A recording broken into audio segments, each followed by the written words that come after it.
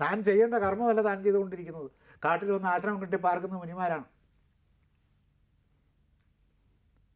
അങ്ങനെയുള്ളൊരു മുനിവൃത്തി സ്വീകരിച്ചിട്ട് മുനിയെടുത്തുപോലെ ജടയും കെട്ടിവെച്ച്, ഇതൊക്കെ എത്ര ആക്ഷേപകരമാണ് അവരെ സംബന്ധിച്ചിടത്തോളം. ആത്മഹത്യാപരമാണ്.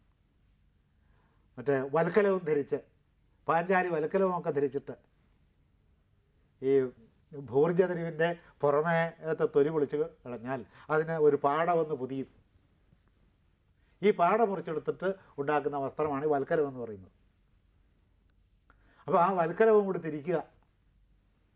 കൊട്ടാരത്തിൽ സപ്രപഞ്ചക്കട്ടിലിൽ പട്ടുവസ്ത്രമെടുത്ത് ജീവിച്ചിരുന്ന സ്ത്രീ വന്നിട്ട് ഈ വൽക്കലവും ധരിച്ച് ജീവിക്കുക.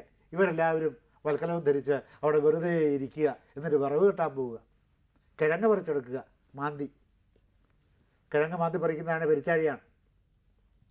അപ്പോൾ രാജ്യം ഭരിച്ചിരുന്ന ആളുകളുടെ തൊഴിലെന്തായിട്ട് മാറി? പെരിച്ചാഴിയുടെ തൊഴിലായിട്ട് മാറി. വള്ളികളുടെയൊക്കെ ചവിട്ടി പോയിട്ട് മാന്തി നോക്കി കിഴങ്ങുണ്ടോ നോക്കുക, കൊണ്ടുവന്ന് ചുട്ടു തിന്നാനാണ്. പഴങ്ങൾ പറിച്ചെടുക്കുക.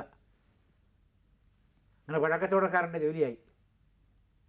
അപ്പോൾ രാജാവിൻ്റെ പ്രജാപരിപാലനം നടത്തുക എന്ന് പറയുന്ന അവരുടെ പ്രശസ്തമായ ധർമ്മത്തിൽ നിന്ന് സാധാരണക്കാർ ചെയ്യുന്ന ധർമ്മത്തിലേക്ക് അവർ നിപതിച്ചു.